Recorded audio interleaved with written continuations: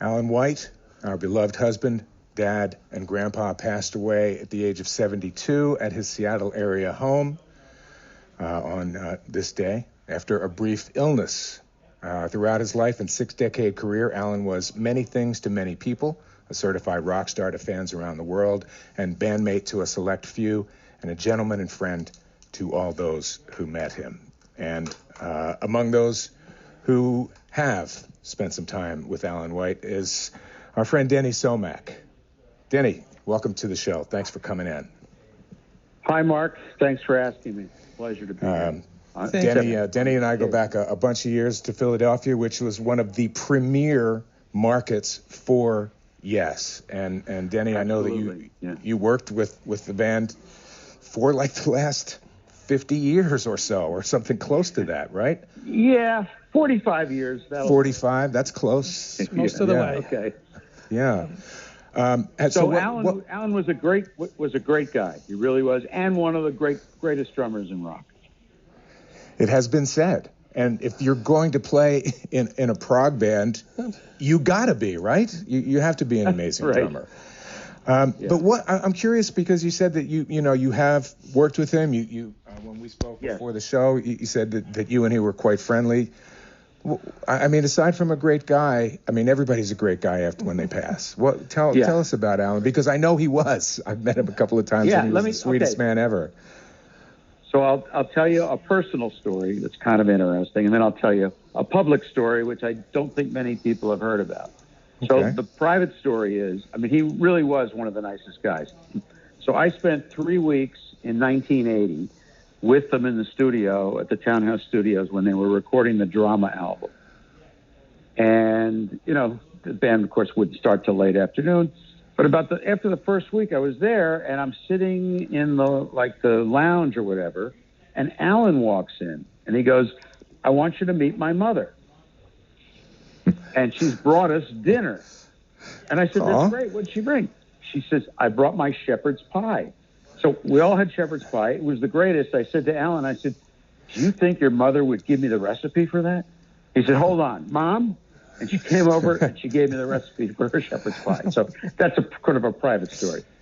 A public story. I don't have to tell you, Mark. I mean, he started in Yes when they put out the live album, because Bill Bruford had left to go to King Crimson. And Alan had 5 days to learn all the Yes songs before they went out on tour and recorded that album. But I'll tell you the other story that most people don't know. Mark, you may know something about this, but I after 1980, I saw Alan and Chris, as a matter of fact, sometime in late 1981, early 82. And they had just come from a rehearsal. They were putting a new band together, and it was going to be called XYZ. And the band was Alan White, Chris Squire, Jimmy Page, and they were and a guy named Dave Lawson, who was a keyboard player in Green Slate or something like that. And they were going to ask Robert Plant to be the singer. Unfortunately, Robert had too many commitments, and that didn't happen. But they actually did record 4 songs. I have one of them. If I could play a bit, I would. But anyway, the band was going to. It would have been amazing if they had done it. And I remember asking Alan. I said, "Well." He said, "Well, we had a lot of problems, couldn't get it together." And then he said, and then Chris went to see Peter Grant, their manager, to get, because he still managed Jimmy. Mm-hmm. And, they had to decide, was Brian Lane, legendary Yes manager, going to be the manager, or was Peter Grant going to be the manager?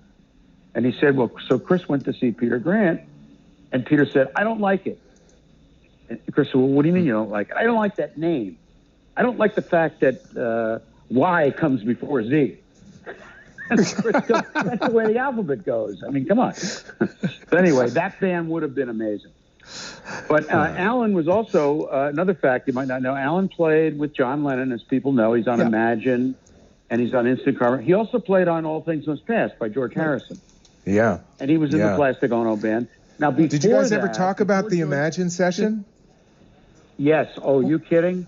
Absolutely. And he said exactly what you'd think. He was a fan, and he said, "I'm sitting there playing." He says, I can't believe it. I'm playing. And the reason that came about was, if you remember, Live Peace in Toronto was recorded. Right, that's what I was going to ask. Yes. Yeah. So Alan told me the story. He goes, well, my manager at the time was this guy Tony Dimitriadis, who later went on to manage Tom Petty. Tom Petty. And he called me up and he goes, listen, John Lennon is going to the States to play one show with Eric Clapton on guitar and Klaus Voormann on bass, and they need a drummer. So I mentioned you. So Alan gets a call, but he's telling me the story after it happened, but Alan told me the story. He goes, I get this call from John Lennon. And of course, I go, yeah, right. And I hang up. Of course, that must have happened to him all the time. Yeah. So after the second time, he said, he said something that I knew it had to be John Lennon. So John says to me, look, we're going to fly to Toronto to do this festival, and we don't even know what we're going to play, but we're sending a car to pick you up at Heathrow, and we'll talk about it. So they get on the plane. The four of them are on the plane, Clapton and Klaus Voormann, who, of course, was friends of the Beatles, did the Revolver cover. Anyway, Alan gets there, and he goes, so what do you want me to do? And they goes, well, I don't know, let's rehearse. So they played a bunch of oldies on the plane. And Alan said he just used his hands on the seat to play drums. And they rehearsed the whole set. And by the time they got to Toronto, they knew what the set was going to be. So anyway, from that's how he got. John Lennon needed somebody to drum for some stuff he was doing. He remembered, he called Alan. And then Lennon recommended him to George when George was looking for somebody. So that's how he got to play. Not too many people played on both those albums that I know of. So give us a sense. Somebody who could jump into those situations, somebody who would get that call and just be there and, slot in and play with Lennon, or as you said, in 4 or 5 days, figure out the Yes catalog to be able to go tour. Right. What was his, what was the dynamic of him with the band, what did you observe that he was that kind of guy who could just sort of, fall in and figure out where to go? He was a great drummer, and he listened to everything. I remember one time during the drama sessions, they were in playback, and Alan goes, "Oh, that note's wrong. I got to change it." And I looked at it. I said, "Alan, are you kidding me? You think anybody's going to know?" And he turns to me. He goes, "The fans will know." So he comes back later that night for 3 hours to redo this one little piece, and I think it was in a song, "Machine Messiah," which is on that album. Oh, one other thing, just trivia buffs. The band that Alan was in right before he joined Yes, he was in a band, and Alan, you may know this, called Balls, which had Denny Lane as the vocalist. Alan was the drummer. I don't remember who else was in it, but they recorded demos, but never got a deal. And then he became a member of Yes. But one of the other things that I forgot to mention, if you remember the Led Zeppelin reunion show in 2007, here's another example of Alan just, Chris, Keith Emerson, and Simon Kirke played Fanfare for the Common Man as the warm-up right before Zeppelin came out. This was at the Atlantic, anniversary celebration show? Yes, right, the tribute. So Alan said to me, he goes, I was living in Seattle at the time, and Chris was in California, and Chris called me up and said, look, I'm going to go over. I've been asked to play. You want to come? So they flew together over to England, and Alan wasn't supposed to be on there, but once he arrived, everyone said, well, let's have two drummers.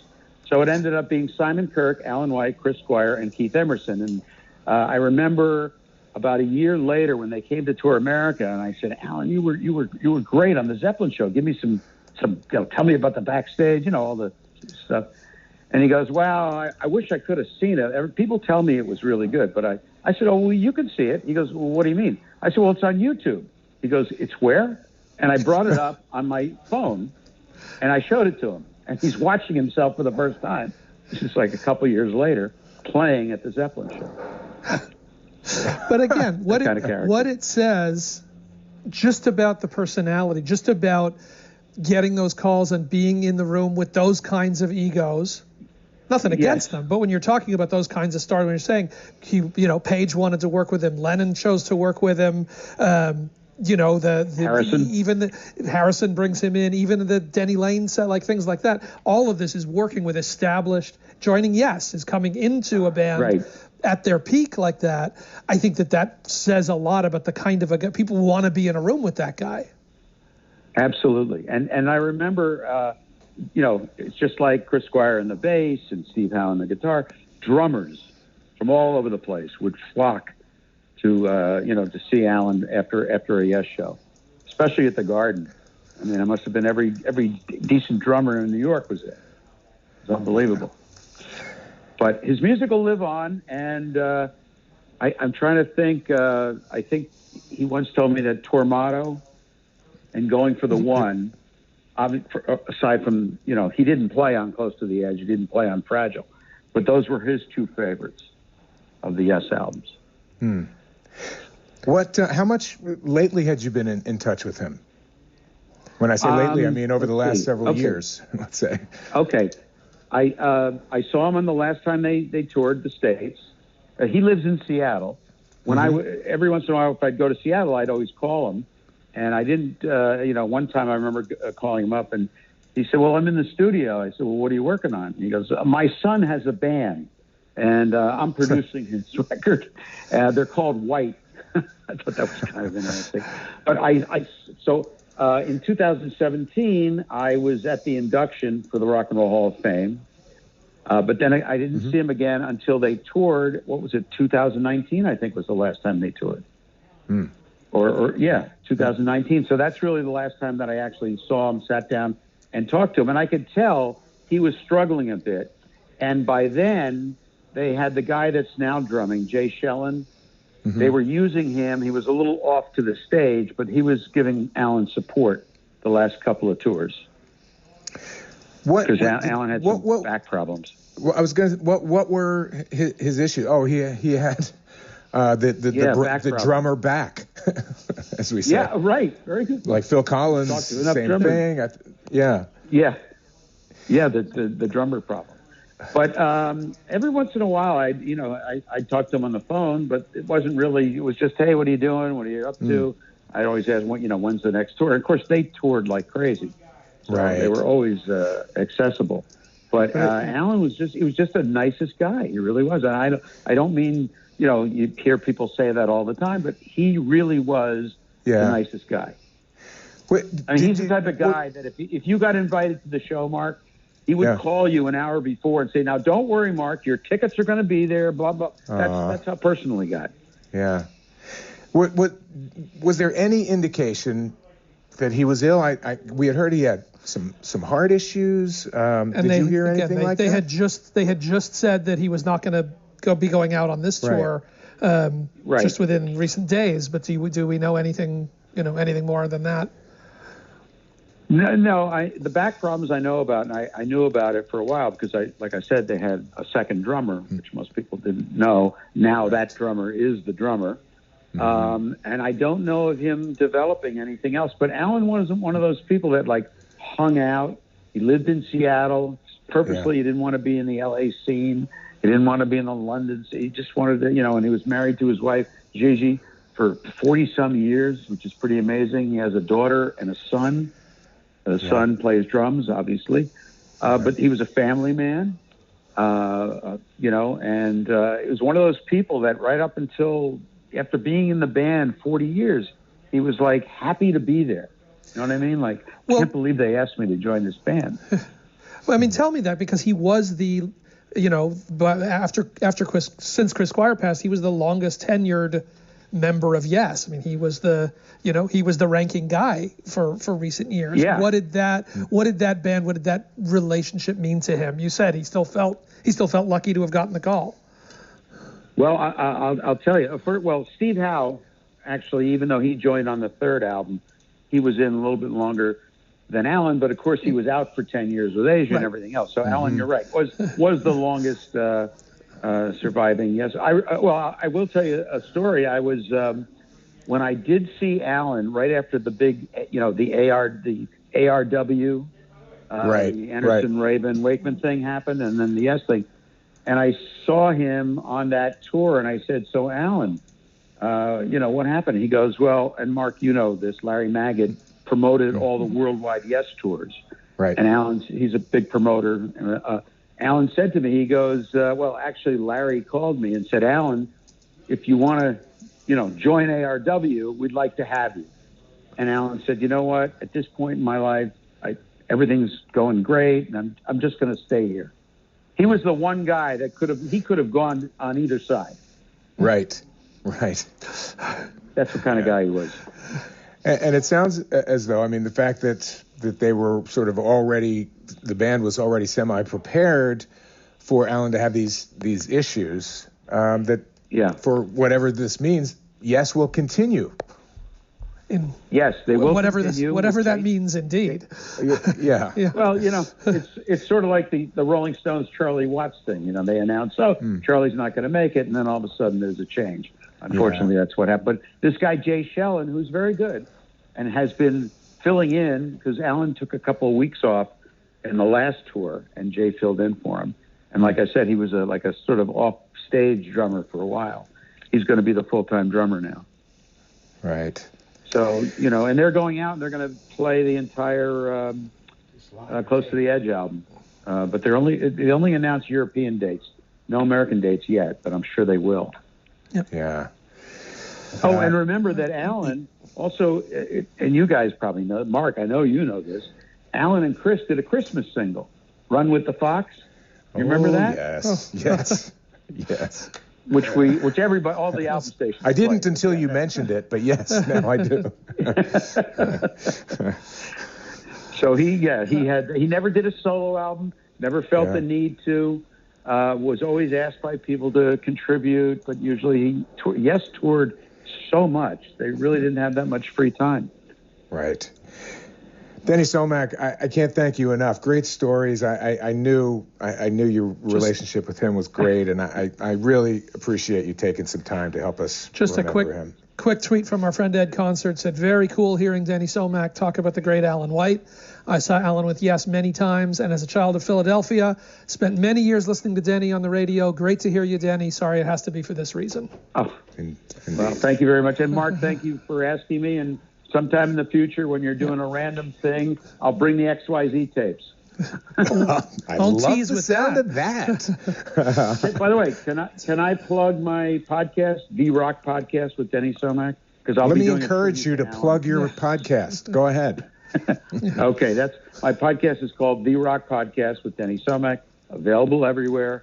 And you can go to my webpage, dennysomack.com, and I got pictures of Alan up there and some other stuff. But really appreciate you having me on. He was a great guy, and I love the opportunity to talk about him. I hope I gave you some good stories. You did right by him, Denny. Really appreciate it.